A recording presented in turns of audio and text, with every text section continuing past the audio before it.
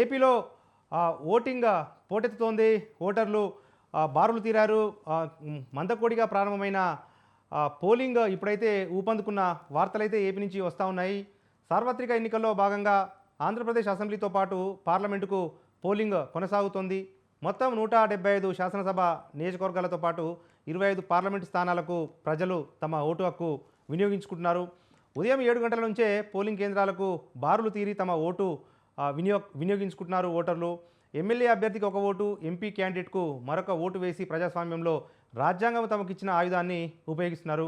చెదురుముదురు ఘటనలు మినహా ఇప్పటి వరకైతే మొత్తము ఏపీ వ్యాప్తంగా ప్రశాంత వాతావరణంలోనే ఎన్నికలు జరుగుతూ ఉన్నాయి. 1-2 చోట్ల మాత్రం తోపులాటలు, పరస్పరం దాడులకు దిగుతున్న పరిస్థితులు అయితే కనిపిస్తూ ఉన్నాయి. ఉదయం 10 గంటల వరకు ఆంధ్రప్రదేశ్లో మొత్తం 15% పోలింగ్ నమోదైంది. అత్యధికంగా వైఎస్ఆర్ జిల్లాలో 12.14%, చిత్తూరులో 11.81%, ఆ తర్వాతి స్థానంలో బాపట్ల, విశాఖ నిలుస్తోంది.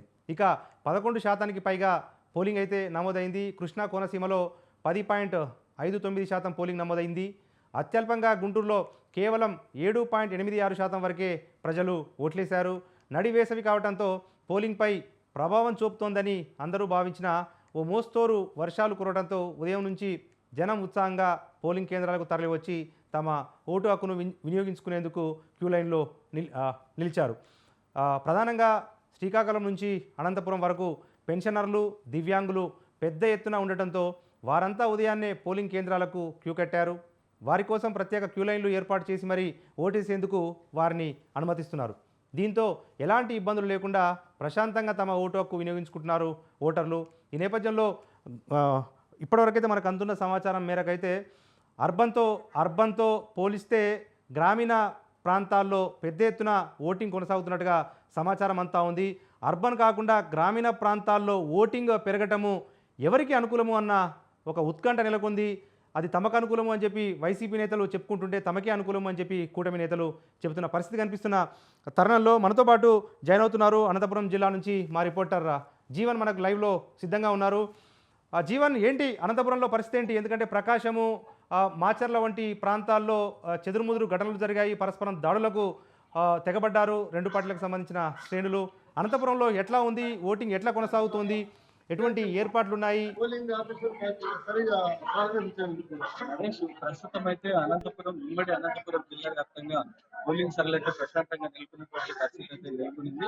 ప్రస్తుతం 7 గంటల నుంచి కూడా పోలింగ్ వేయడానికి ఓటర్లు పెద్ద ఎత్తున సుదూర ప్రాంతాల నుంచి కూడా తరలివచ్చి ఇక్కడ ఓటింగ్ శాతాన్ని పెంచుకునే ప్రయత్నం చేస్తున్నారు. అధికారులు కూడా ఈ మేరకు చర్యలు తీసుకున్నటువంటి పరిస్థితి అయితే కనిపిస్తుంది. ఓటింగ్ వినియోగించుకోవడానికి వచ్చినటువంటి ఓటర్లకు ఎలాంటి ఇబ్బందులకు కలగకుండా ఇక్కడైతే ప్రస్తుతం 12 పోలింగ్ కేంద్రాల్లో ప్రత్యేక పోలింగ్ కేంద్రాలు కూడా ఏర్పాటు చేయడం జరిగింది. ముఖ్యంగా యువకులు, మహిళలు, దివ్యాంగుల కోసం ప్రత్యేకమైనటువంటి పోలింగ్ కేంద్రాలు ఏర్పాటు చేయగా 564 వీల్ చైర్లు కూడా నడవలేని స్థితిలో ఉన్న వారికి ప్రత్యేక ర్యాంపులు కూడా ఏర్పాటు చేయడం జరిగింది. ప్రస్తుతం అయితే 11 కేంద్ర బలగాలతో ఎలాంటి అవాంఛనీయ సంఘటనలు జరగకుండా 11 కేంద్ర బలగాలతో పోలీసుల మోహరింపు అయితే ఇప్పటికే నెలకొన్నటువంటి పరిస్థితి ఉంది.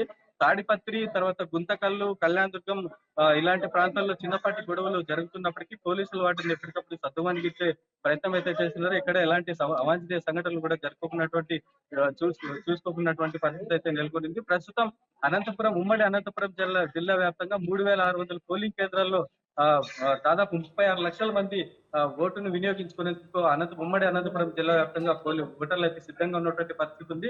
ప్రస్తుతం అయితే ఇప్పటి వరకు దాదాపు 11% పైగా ఓటింగ్ నెలకొన్నటువంటి పరిస్థితి ఉంది. తమ ఓటు హక్కును వినియోగించుకునేందుకు 11% పైగా ఇప్పటికే ఓటు హక్కును కూడా వినియోగించుకునే పరిస్థితి ఉంది. ప్రస్తుతం చెదురుముదురు ఘటనలు అక్కడక్కడ జరుగుతున్నాయి. పోలీసులు కూడా మొబైల్ రిస్క్ వెంటనే పోలీసులు కూడా వచ్చి వాటిని సద్దుమణిగే ప్రయత్నం అయితే చేస్తున్నారు. ప్రస్తుతం మనం చూడొచ్చు కంబదూరు మండలం పాలూరు పంచాయతీలో ఉన్నటువంటి పరిస్థితి. ఇక్కడ ఓటర్లకు ఫస్ట్ ఎయిడ్ కూడా తీసుకున్నటువంటి పరిస్థితి. ఓటర్లు తమ ఓటు హక్కును వినియోగించుకునేందుకు బారులు తీరేటువంటి పరిస్థితి కూడా కనిపిస్తా ఉంది. ప్రస్తుతం అయితే ఎక్కడ కూడా అవాంఛనీయ సంఘటనలు జరగకుండా పోలీసులు గట్టి బందోబస్తు చర్యలు కూడా ఏర్పాటు చేయడం జరుగుతా ఉంది. పోలింగ్ కేంద్రాలకు వచ్చినటువంటి వారికి ఎలాంటి వసతులు, మౌలిక వసతుల కల్పనలో కూడా అధికారులు ప్రత్యేక చర్యలు తీసుకుంటుంది.